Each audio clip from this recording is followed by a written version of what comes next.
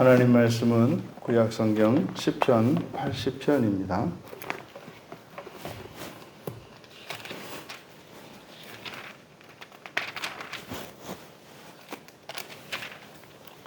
우리 같이 한 목소리로 함께 읽겠습니다.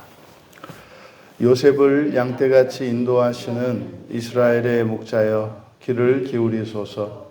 그룹 사이에 좌정하신 이여 빛을 비추소서. 에브라임과 베냐민과 므낫세 앞에서 주의 능력을 나타내사 우리를 구원하러 오소서. 하나님이여 우리를 돌이키시고 주의 얼굴빛을 비추사 우리가 구원을 얻게 하소서. 만군의 하나님 여호와여 주의 백성의 기도에 대하여 어느 때까지 노하시리이까.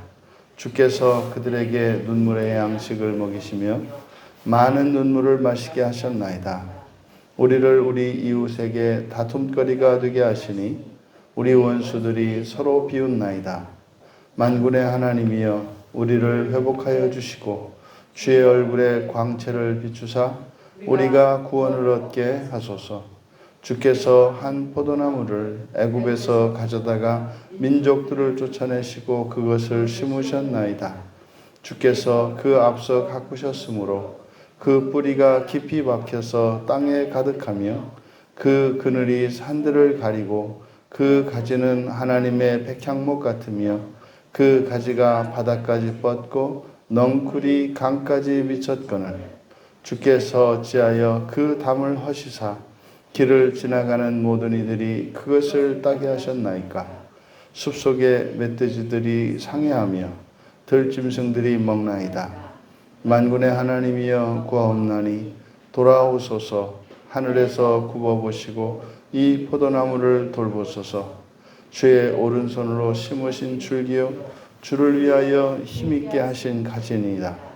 그것이 불타고 배임을 당하며 주의 면책으로 말미암아 멸망하오니 주의 오른쪽에 있는 자 곧 주를 위하여 힘있게 하신 인자에게 주의 손을 얹으소서. 그리하시면 우리가 주에게서 물러가지 아니하오리니 우리를 소생하게 하소서. 우리가 주의 이름을 부르리이다. 만군의 하나님 여호와여 우리를 돌이켜 주시고 주의 얼굴의 광채를 우리에게 비추소서.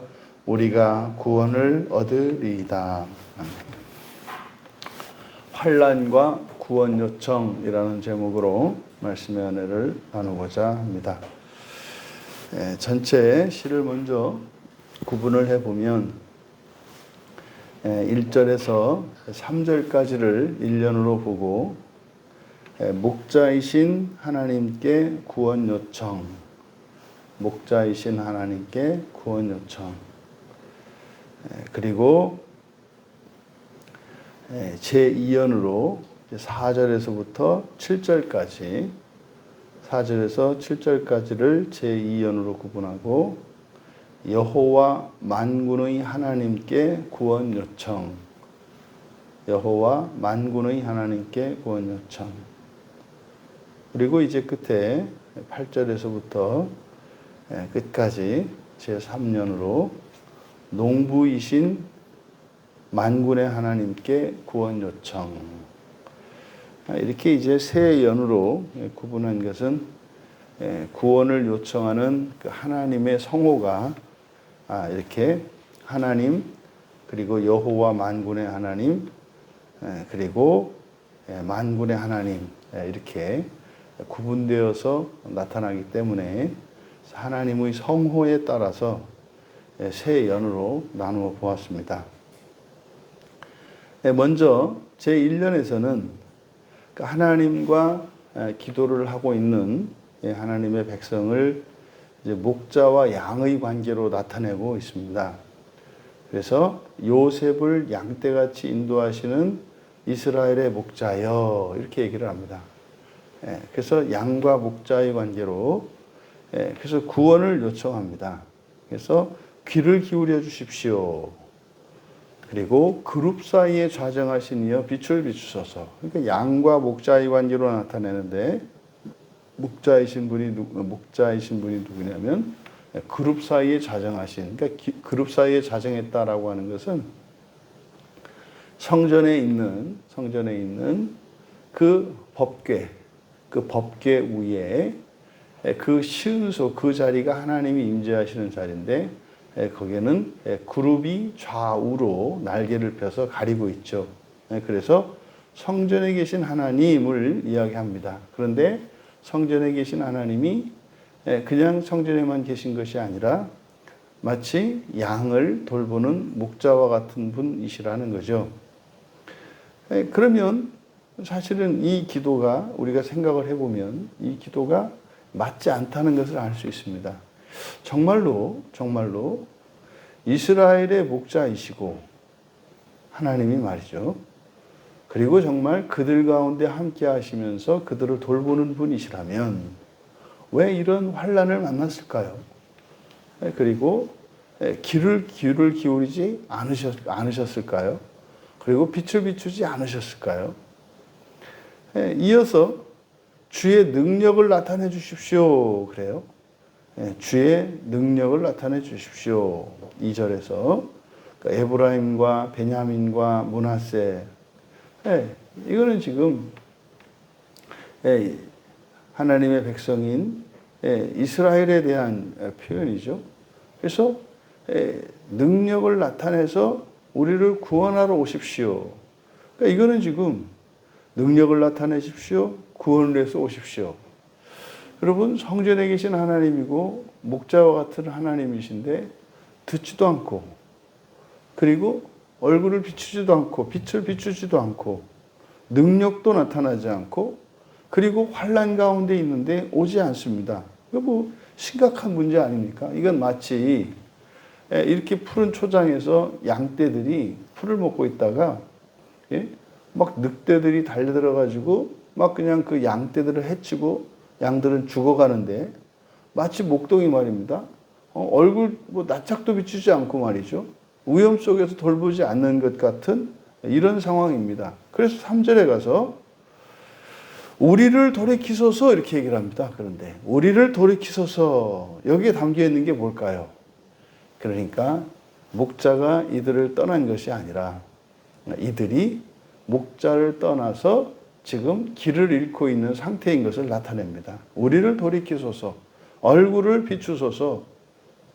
이게 3절에 우리말 성경에 우리가 구원을 얻게 하소서 이렇게 되어 있습니다만 이제 그러면 우리가 구원받게 될 것입니다. 이렇게 됩니다. 우리를 돌이키소서, 얼굴을 비추소서, 그러면 우리가 구원받게 될 것입니다. 무슨 말입니까? 그러니까 이제 이 3절에 가보니까 바로 이들이 겪고 있는 이런 환난은 하나님이 이들을 떠나서가 아니라 또 하나님이 이들을 방치하시기 때문이 아니라 정말로 듣지 않으시고 능력을 나타내시지 않는 것이 아니라 마치 목자 곁을 떠난 상태인 것이었기 때문에 이렇게 됐다는 사실을 3절에서 가르쳐 줍니다. 그래서 이 3절에 있는 내용은 이게 후렴구입니다. 그래서 앞에 부르는 성호, 하나님의 이름만 다르고 이게 3절과 7절과 19절이 똑같이 후렴구로 반복이 됩니다. 그래서 이 후렴구가 3번 들어가 있는데 이 3번 이 후렴구가 들어가 있는 그 내용이 뭐다? 바로 이스라엘이 하나님으로부터 떠난 것을 나타냅니다. 그래서 우리를 돌이켜 주십시오. 되돌아가게 해 주십시오. 회개하게 해 주십시오. 이게 슈부입니다. 슈부. 회개하다, 돌이키다, 회복하다 뭐 이런 뜻이거든요. 그러니까 우리를 돌이켜 주십시오. 그리고 얼굴을 비추소서. 그러니까 만약에 우리가 돌이켜서 하나님께로 간다면 거기는 당연히 하나님이 보이지 않으시겠습니까? 그러니까 핵심은 바로 돌이켜 주십시오. 회개시켜 주십시오. 뭐 이런 거죠. 이어 2연에서는 이제 하나님에 대한 성호가 만군의 하나님 여호와입니다. 그러니까 만군일 때는 하늘의 천군을 나타낸단 말이에요. 그래서 지상에 있는 이스라엘도 포함이 됩니다만 만군의 하나님 그랬을 때 이것은 천사들의 하나님, 천군의 하나님 이런 뜻이거든요. 그러면 그 하나님이 우리의 하나님이라면 우리도 뭐라는 뜻이래요? 천군이 된다는 뜻이죠. 그래서 이 만군의 하나님 여호와의 주여 할 때 이 만군의 하나님이라고 하는 호칭이 바로 군대의 사령관이신, 군대의 장수이신 하나님을 나타내는데, 이때 이 만군은 천군을 상징합니다. 그리고 그 만군의 하나님 여호와여, 주의 백성의 기도에 대하여 어느 때까지 노하시립니까? 이제는 제2연에서는 하나님과 하나님 백성들의 관계를 이제 왕과 백성으로 나타내고 있어요. 그러니까 1년에서는 목자와 양의 관계로 나타내었고, 2장에서는 주의 백성이라는 표현을 쓰기 때문에 백성과 왕의 관계로 나타냅니다. 이제 1년은 앞에 1년은 목자와 양의 관계니까 양이 드리는 기도 요청이라면, 2년에서는 백성의 기도 요청이 되겠죠. 그러면 여기서 여호와 만군의 하나님이시여 주의 백성의 기도에 언제까지 노하십니까? 여러분, 이런 표현이 잘 안 나오죠.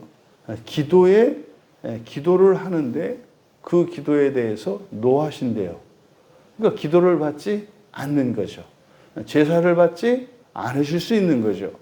우리들의 신앙생활이 우리가 하나님께 드리는 이런 헌신과 봉사, 이런 것들에 대해서 하나님이 노하실 수 있다고 하는 사실을 우리에게 가르쳐 줍니다. 여러분, 앞에 이 후렴구에서 계속 반복해서 이야기합니다만, 이들이 지금 어떤 상태예요? 하나님으로부터 떠난 상태다 이 말이죠. 그러면 하나님으로부터 떠난 상태에서 하나님께 이게 구원을 요청하는 기도를 한단 말이에요. 근데 그 구원을 요청하는 기도가 즉시 받아들여지지 않는다는 것을 알 수 있습니다. 그래서 여기서 노한다라고 하는 것은 기도에 응답하지 않으시는 것을 말하죠. 그러니까 상당 기간 그 기도가 상당 기간 응답되지 않은 겁니다. 그러면 당신께서 주께서 그들에게 눈물의 양식을 먹이시며 많은 눈물을 마시게 하셨나이다.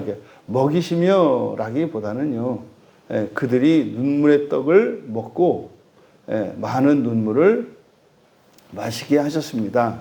그러니까 이것은 하나님의 적극적인 것이 아니라 자신들이 하나님을 떠났을 때 살아가는 삶이 무엇인가를 나타내는 겁니다. 그런데 이거를 하나님께서 시키신 것처럼, 하나님께서, 여러분, 우리가 인생을 살면서 여러 가지 고난과 환난을 만났을 때 두 가지 생각이 있죠. 하나님의 주권, 하나님의 절대 주권이라고 하는 생각이 있고, 또 하나는 이런 환난과 불행의 원인은, 직접적인 원인은 그런 일을 하는 게 사탄 마귀란 말이에요. 그러면 사탄 마귀와 하나님의 주권, 그리고 이 불행한 일, 이것에 대해서 우리가 관계를 정확하게 설정을 해야 합니다. 그러니까 실제적인 이런 불행을 일으키는 직접적인 그 능력, 그 힘은 사탄과 마귀, 사탄과 귀신들입니다. 사탄이 부리는 천사들, 그들이 인생에 일어나는 모든 악한 일들, 괴롭고 슬프고 고통스럽고 힘들고 두렵고 한 이런 일들이 일어나는 그 일을 실질적으로 일으키는 주체는 바로 사탄과 사탄을 따르는 천사들, 귀신들인 겁니다. 그런데 그것이 마치 하나님과 이렇게 힘겨루기를 하는 그런 관계로 설정돼서는 안 됩니다. 그 또한 하나님의 주권 아래에 있다는 사실이죠. 하나님의 주권 아래에 있다. 그래서 여러분들이 이렇게 이런 영적 존재들과의 하나님과 이런 존재의 질서를 여러분들이 생각하실 때 맨 위에 하나님 한 분 계시고, 그리고 거기에 좌우로 천사와 귀신들이 있고, 그리고 그 귀신들을 대표하고 그들을 지도하는 것이 사탄이고, 그리고 그 중간에 이제 사람이 있는 모습으로 생각하셔야 합니다. 그러면 하나님이 계시고 천사와 귀신들 사이에 사람이 있는데, 이제 사람이 하나님께로 가야 되거든요. 그러니까 천사들은 이 사람으로 하여금 하나님께 나아가도록 돕습니다. 근데 이제 귀신과 사탄은 마치 호객행위를 하는 것처럼 이제 사람을 뒤로 끌어당기고 옆으로 끌어당기는 역할, 이렇게 가야 합니다. 지금 시인이 이런 환난 속에서 눈물의 떡과 많은 눈물, 그러니까 눈물의 떡을 먹고 많은 눈물을 마시게 한 이것이 하나님의 주권이라고 얘기한단 말이에요. 하나님이 그렇게 시키셨다. 사역형으로 이렇게 얘기한단 말입니다. 그러니까 주권이 하나님께 있다. 여기서 우리들이 환난을 만났을 때 이렇게만 알고 있으면 이런 환난과 이 환난으로 말미암은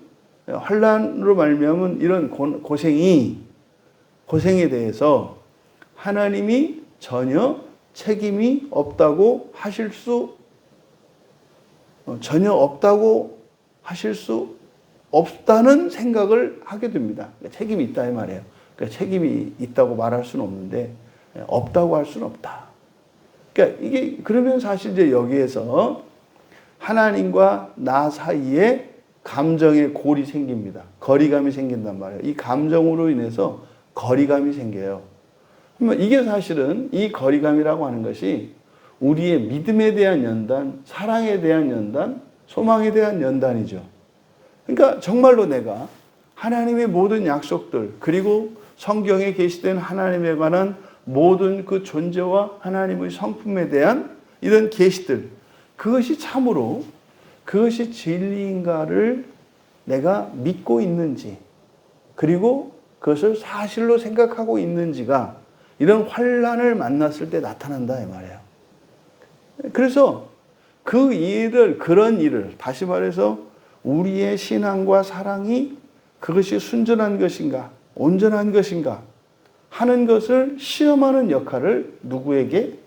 사탄과 귀신들에게 주신 거죠. 그럼 천사들에게는 그런 시험에 대비할 수 있도록 미리 대비시키는 거죠. 그래서 하나님이 먼저 우리를 대비시켜 주시고 그 다음에라야 이런 사탄이 이렇게 환난과 이렇게 고난으로 우리를 공격할 수 있게 합니다. 이게 영적인 질서입니다. 그러면은요, 무슨 말이냐면 이런 환난이 사실은 오지 않을 수 있었고 어떠한 환난이 왔다 할지라도 그것을 이겨낼 수 있다는 사실입니다. 그러니까 이게 지금 하나님이 이렇게 눈물의 떡을 먹고 많은 눈물을 먹게 하셨다라고 하는 것은 그 이전에 어떤 일이 있다고요? 사실은 이런 일이 일어나지 않을 수 있었고 또 이런 일이 일어났다 하더라도 이것을 오히려 복으로 전후와 위복시킬 수 있도록 길을 예비해 놓으셨다는 것을 우리가 알아야 한다 이 말이에요. 그런데 뒤 이어지는 내용을 보면 우리를 우리 이웃들에게 다툼거리로 그리고 우리 다툼거리로 우리를 두시고 여기서는 만들었다 이렇게 이제 합니다. 다툼거리가 되게 하셨다 이렇게 합니다만 이것은 이제 전부 미완료 시제이기 때문에 미래로 해석을 해야 합니다. 우리 이웃들에게 다툼거리로 숨이라는 말을 쓰기 때문에 숨은 두다라는 뜻이에요. 다툼거리로 둘 것이며, 그러니까요 없으면 좋은 거예요. 좀 빼버렸으면 좋겠네. 뭐로 이런 겁니다. 이웃들에게 다툼거리로 두실 것이며 우리의 원수들은 비웃을 것입니다. 그러니까요 지금까지 눈물의 떡을 먹었고 많은 눈물을 마셨거든요. 근데 앞으로도 뭐 할 거예요? 그냥 다툼거리예요. 다툼거리. 골칫거리다 이 말이에요. 골칫거리. 교회가 문제예요. 교회가. 이놈의 교회. 그렇게 될 거라는 거예요. 또 비웃음을 할 거라는 거예요. 딱 오늘날입니다. 그리고 나서 7절에 이제 후렴구에서 만군의 하나님이여. 그러니까 이제 지금 자신들이 겪고 있는 이 환난을 영적 전투로 나타내는 거죠. 그래서 만군의 하나님 이렇게 말씀하시는 거죠. 돌이켜 주십시오. 우리를 돌이켜 주십시오. 얼굴을 비춰 주십시오. 그러면 우리가 구원받게 될 것입니다. 그러니까요. 앞으로의 전망도 도대체 여기서 이렇게 헤어날 수 없을 것 같은 거예요. 그리고 이제 3년으로 가면 3년에서는 포도나무와 농부로 관계를 설정하십니다. 주께서 한 포도나무를 애굽에서 가져다가 민족들을 쫓아내시고 심으셨습니다. 이것은 이제 가나안 땅에 정착한 걸 말하잖아요. 애굽에 살고 있던 이스라엘 백성들을 가나안 땅으로 구원해 오셨지 않습니까? 그것을 포도나무라고 해요. 포도나무. 그래서 앞에서는 1년에서는 양으로, 2년에서는 백성으로, 그리고 3년에서는 포도나무로 이렇게 은유적으로 나타냅니다. 근데 그 포도나무를 옮겨 실었는데 어떻게 해요? 번성했다 이 말이에요. 번성했다 이 말이에요. 뿌리가 깊이 박혀서 하나님이 직접 가꾸셔가지고 뿌리가 깊이 박혀가지고 그래서 뭐 월창하고 말이죠. 그래서 뭐 거기에 풍성한 열매를 맺게 했어요. 그러니까 그 어떤 포도원보다도 더 풍성하고 아주 풍요롭고 아름다운 그런 포도밭이 된 거죠. 근데 웬일입니까? 거기가 이제 담장을 허셔서 뭐 그냥 지나가는 나그네도 따먹고 들짐승들 또 와서 그냥 이 포도원을 해치고 뭐 이렇게 되는 거죠. 그래서 14절은 더욱 간절해집니다. 우리를 돌이켜 주십시오, 돌이켜 주십시오 이렇게 기도하던 시인이 하나님에게 돌아오기를 요청합니다. 하나님, 만군의 하나님, 구하옵나니 돌아오소서. 후렴구에서는 우리를 돌이켜 주십시오, 우리를 돌이켜 주십시오 라고 기도하는데 여기에서는 하나님께서 돌이켜 달라고, 하나님께서 돌이켜 달라고, 우리가 있는 이곳에 와달라고. 왜 그럴까요? 안 되는 거예요. 돌이켜지지가 않는 거예요. 우리가 이게 하나님 나를 돌이켜 주십시오, 돌이켜 주십시오라고 기도하는데 하나님이 돌이켜 주시면 내가 돌아가겠습니다. 근데요, 이게 돌이켜지지가 않는 거예요. 해결한 게 그런 거죠. 그러니까 하나님이 우리에게 오히려 와주시기를 기도합니다. 그래서요, 하늘에서 굽어보시고 이 포도나무를 돌보소서 이렇게 번역되어 있는데 이게 두 단어를 이렇게 합쳐놓은 겁니다.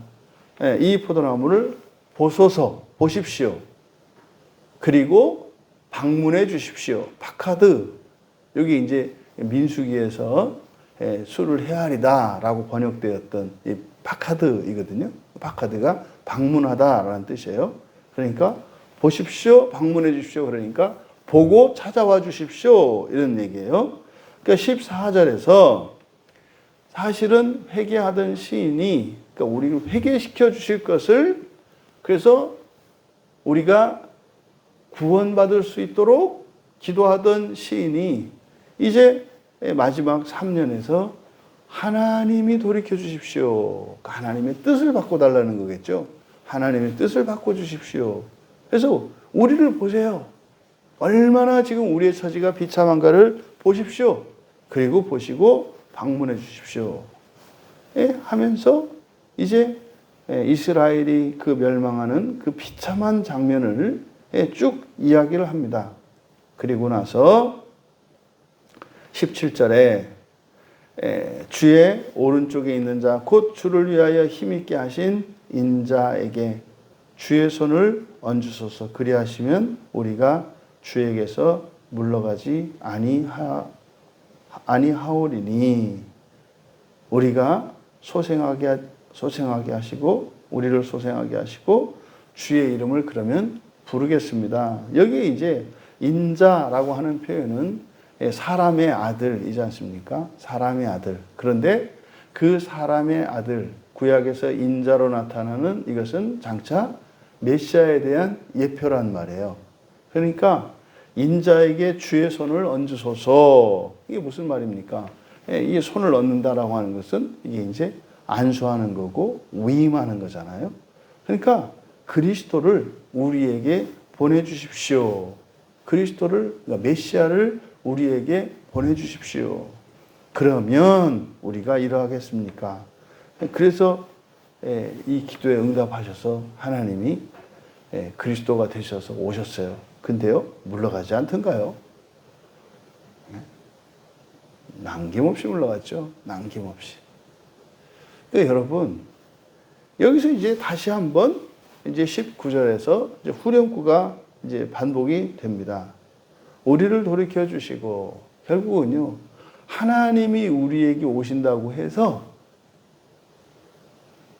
우리의 구원이 이루어지지가 않아요. 실제로 하나님이 우리에게 오셨습니다만 영접하지도 않잖아요. 영접하지도 않잖아요. 심지어 영접한 사람들조차도 하나님을 끝까지 따르는 것이 아니라 다 중간에 떠나가 버리잖아요. 그러니까 결국에는 다시 뭐예요?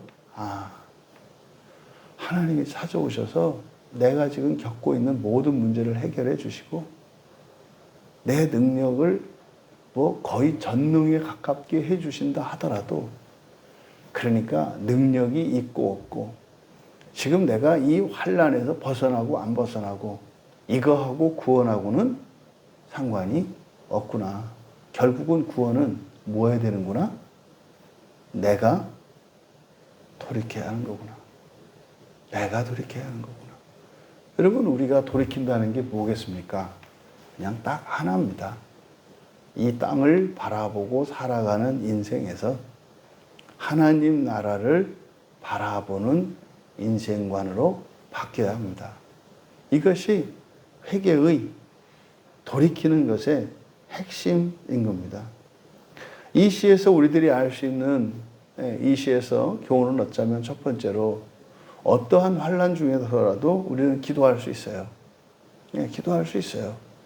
그리고 반드시 도와주시죠. 그런데 기도만 해서는 안 되죠. 뭐 해야 돼요? 돌이켜야 합니다. 돌이켜야 합니다.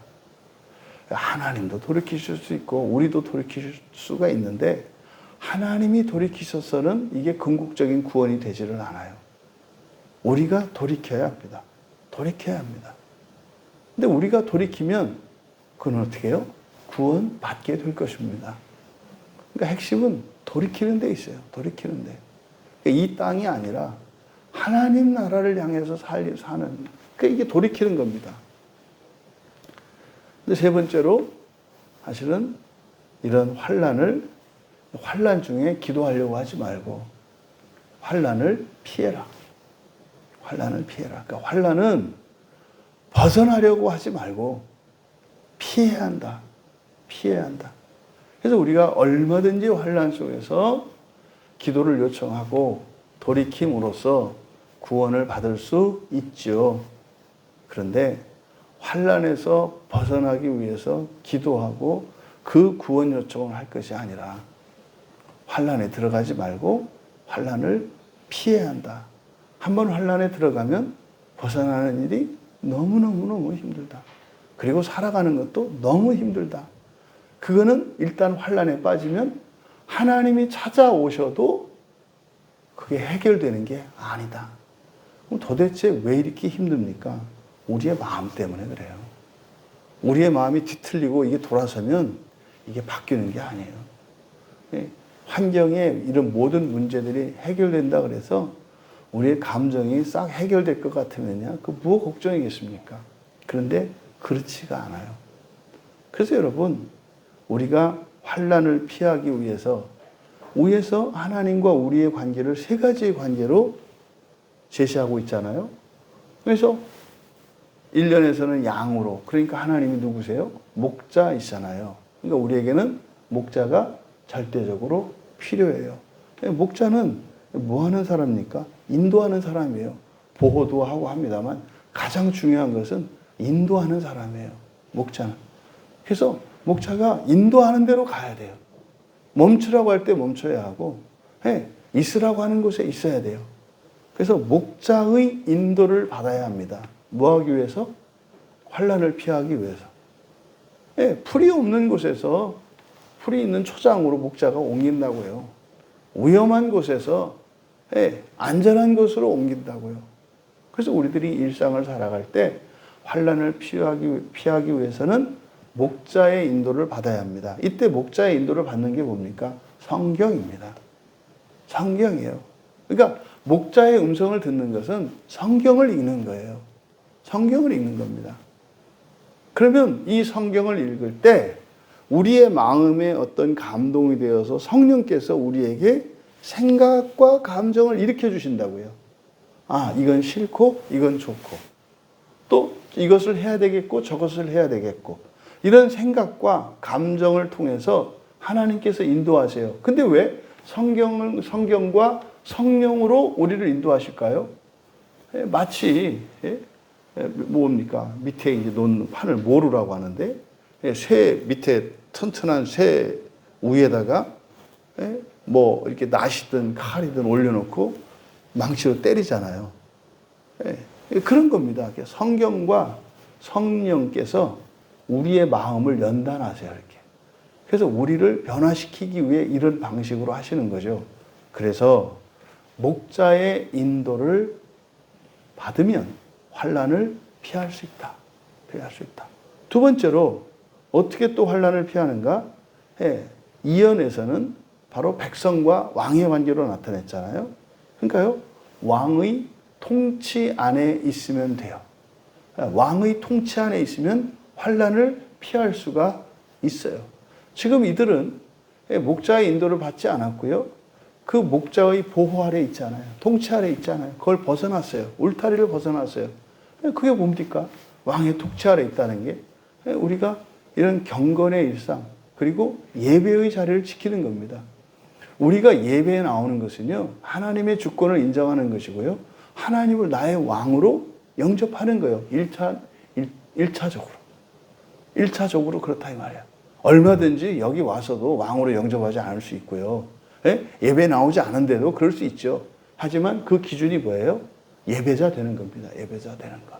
그러니까 왕이신 하나님을 섬기시는, 그러니까 예배 안에 있어야 하는 겁니다. 그래서 제가 가정예배, 일터예배, 교회 예배를 강조하는 게 뭡니까? 울타리 때문에 그래요. 울타리 때문에. 여러분들이 거하는 공간, 바로 일터와 여러분 가정인데, 교회와 가정과 일터에 이 예배가 세워지면 말입니다. 여러분들의 무엇과 상관이 없는 안전이 여러분들에게 보장이 돼요. 왜요? 그게 왕의 통치 아래 있는 것이기 때문에 그렇습니다. 그래서 교회에서 드리는 주일 예배와 주중에 드리는 여러분의 가정 예배와 일터 예배를 세우셔라. 이것이 뭐다? 환난을 피하는 길이다. 환난을 피하는 길이다. 그리고 이제 세 번째가 뭡니까? 포도나무와 농부의 관계잖아요. 농부의 돌봄을 받아야 한다. 농부의 돌봄을 받아야 한다.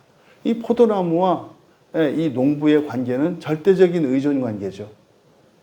양 움직일 수 있잖아요. 백성 뭐 움직일 수 있을 뿐만 아니라 뭐 감정에 따라 살 수 있잖아요. 근데 나무는요, 꼼짝 못 하는 거죠.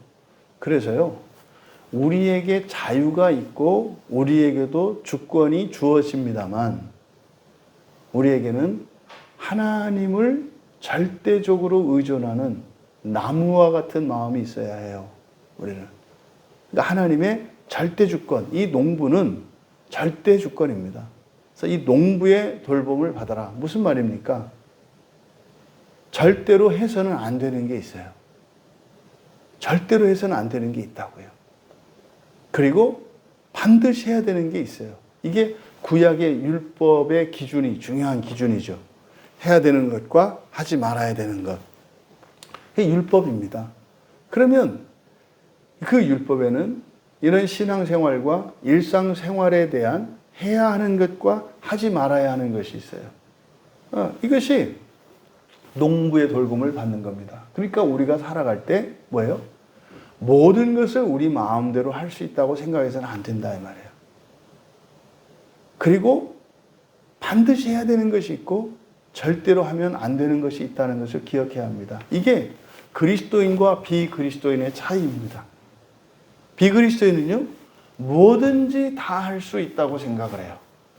또 뭐든지 안 할 수 있다고 생각을 해요. 그런데 예수님을 영접한, 예수님을 믿는 사람은 내가 모든 것을 과거에는 다 할 수 있다고 생각을 했지만, 능력을 말하는 게 아니에요. 가능성을 말하는 거예요. 모든 것을 다 할 수 있다고 생각을 했지만 그런 게 아니구나. 이걸 아는 겁니다. 그리고 뭐 아무것도 내가 하기 싫으면 안 해도 된다고 생각을 했지만 그런 게 아니구나. 그러니까요. 안 할 수 없는 게 있고 반드시 해야 되는 게 있다는 거. 이게 하나님 주권을 인정하는 거예요. 하나님의 절대 주권을 인정하는 게. 뭐 말씀 다 지키고 이게 아니에요. 이게 아니에요. 우리가 왜 그렇게 힘들고 사실은 우리 인생 가운데 환난을 피할 수 없을까요? 이것 때문에 그렇다는 거예요. 뭐든지 할 수 있다고 생각을 하니까 근데 하나님이 꼭 못하게 하는 게 있거든요.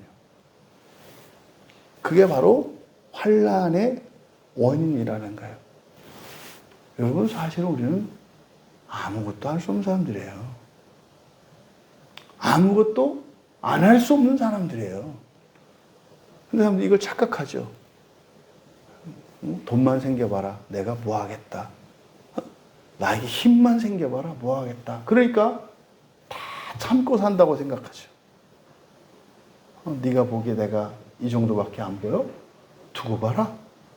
그래서 실제로 그런 돈이나 권력이나 명예나 건강이나 이런 게 주어지면은 아주 펄펄 날면서 죄를 짓죠.